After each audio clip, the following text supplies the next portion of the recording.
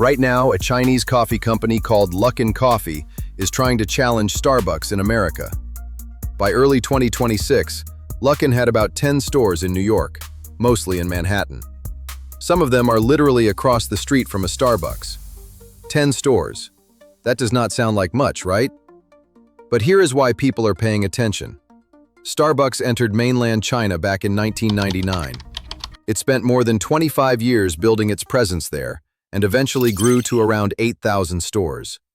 Then Luckin Coffee opened its first store in 2017. 8 years later, it had more than 31,000 locations. And as Starbucks struggled with consecutive quarters of negative same-store sales growth and a declining average ticket in China, it eventually sold 60% of its China retail business. So when a company like Luckin opens its doors in Manhattan, people notice. But ever since it showed up in New York, one narrative has been building. China's Starbucks killer is now coming for America. Some people genuinely believe cheap Chinese coffee could shake Starbucks' position. Others think that idea is absurd. So today, let's take a proper look. About a year in, how is Luckin actually doing in America?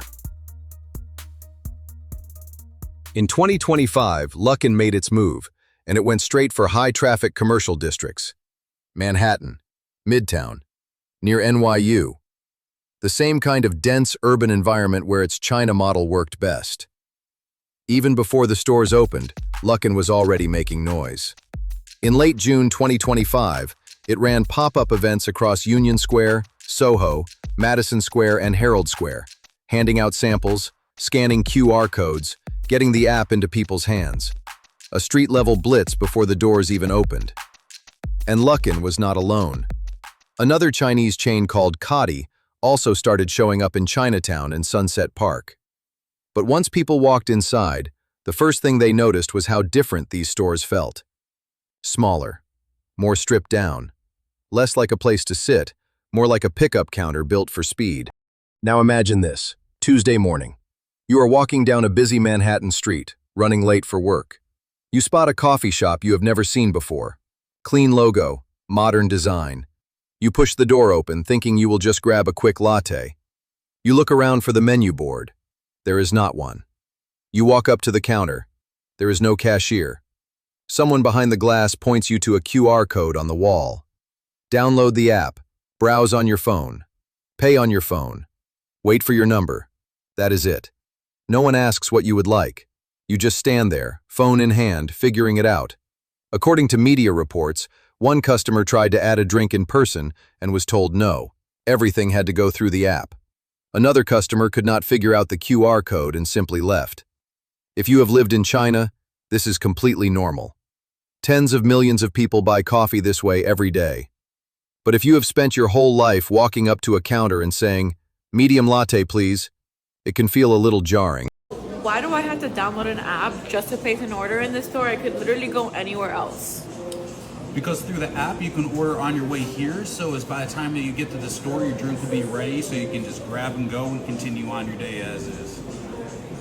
Oh. But here is the interesting part.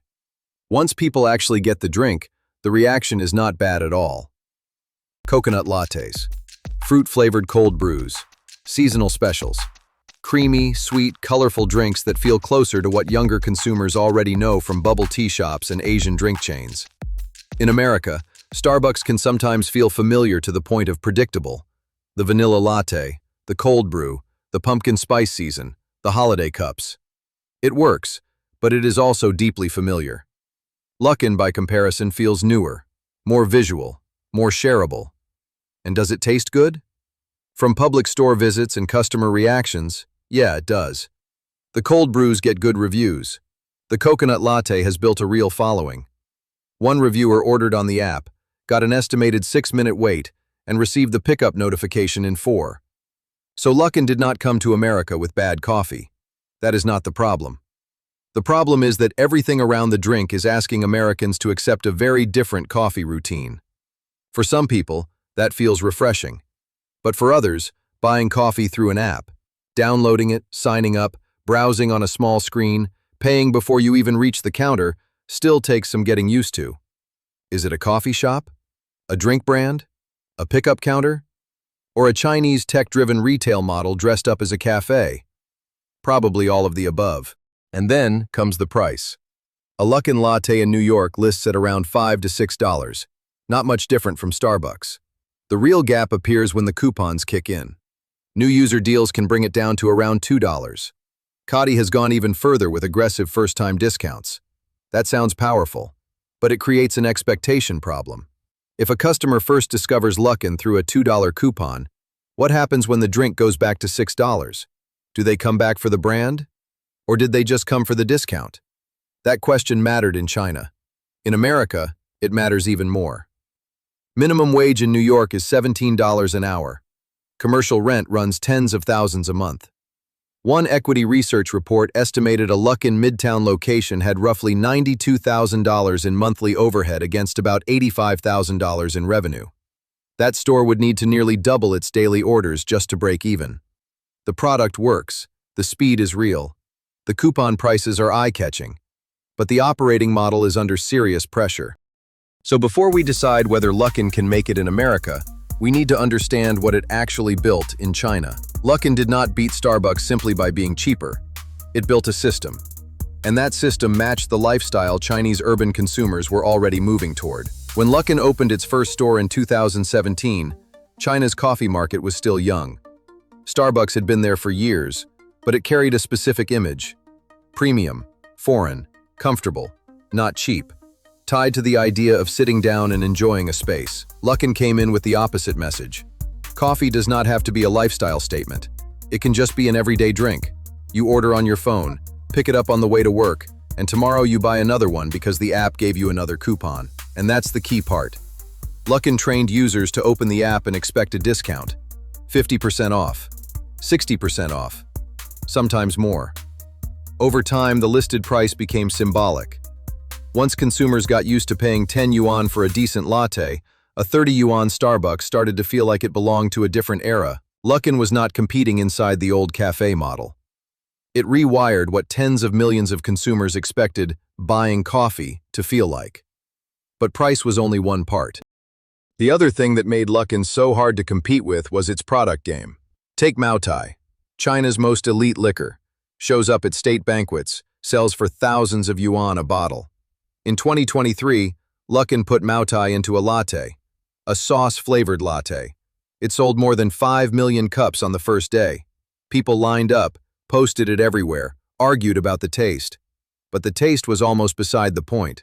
Buying a Luckin suddenly felt like participating in a moment. Then in 2024, when the video game Black Myth Wukong exploded globally, Luckin dropped a tie-in drink.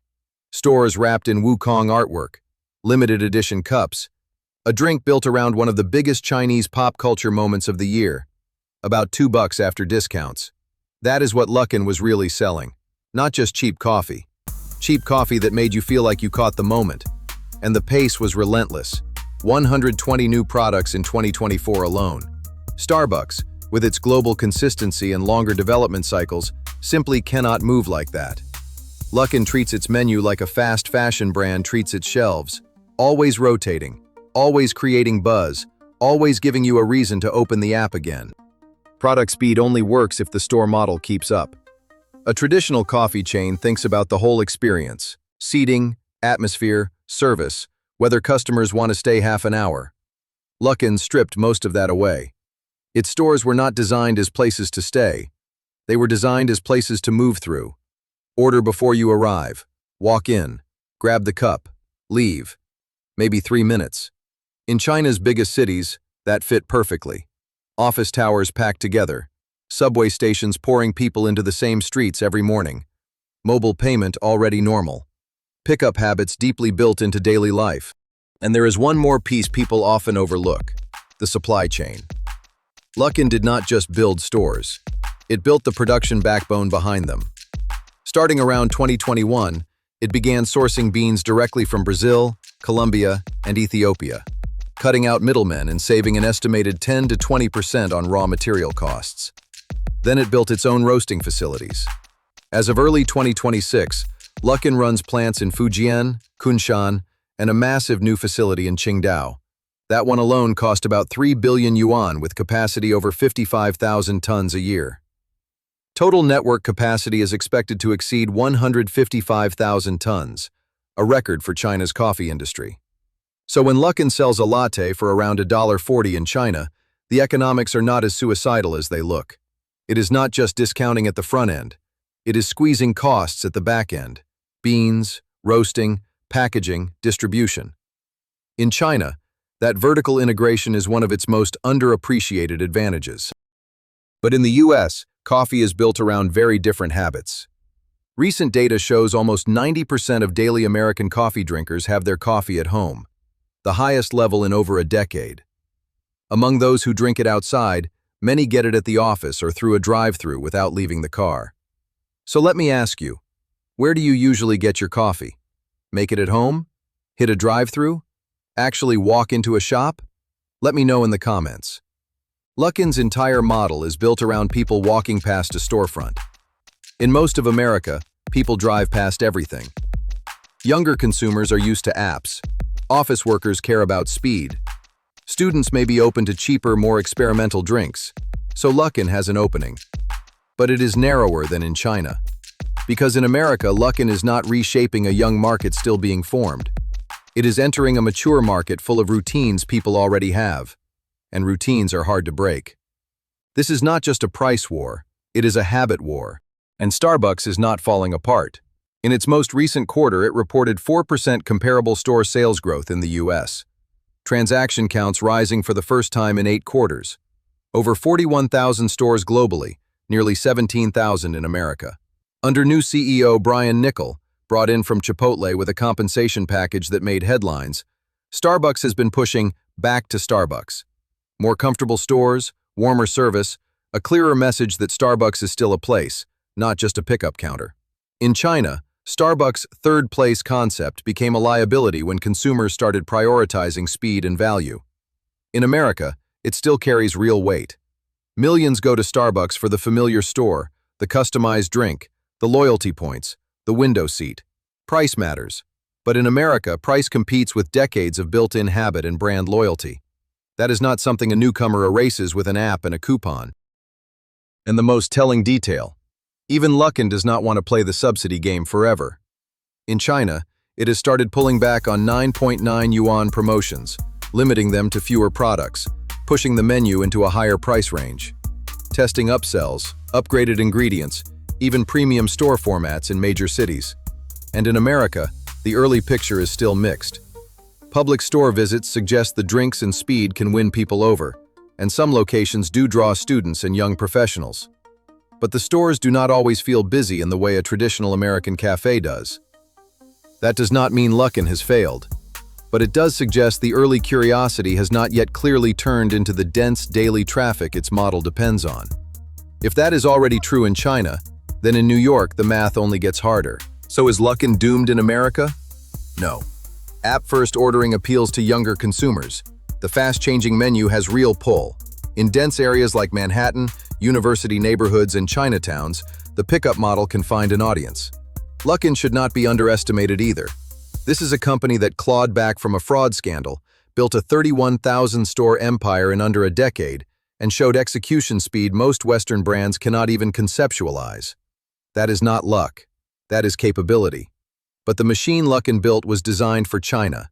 Dense cities, cheap labor, universal mobile payments, a supply chain it controls end-to-end, and a coffee market young enough to be reshaped. Luckin has none of that in America. China rewarded Luckin for speed, scale, and ruthless system efficiency. America still rewards Starbucks for familiarity, presence, and that strange, stubborn power of being the place people go every morning without thinking. Can Luckin break into that routine? Maybe. But the answer will not come from rerunning the China playbook. It never does. If you like clear, grounded stories about business, markets, and how the world is changing, consider subscribing. And if you have any thoughts or topics you would like me to cover next, leave them in the comments.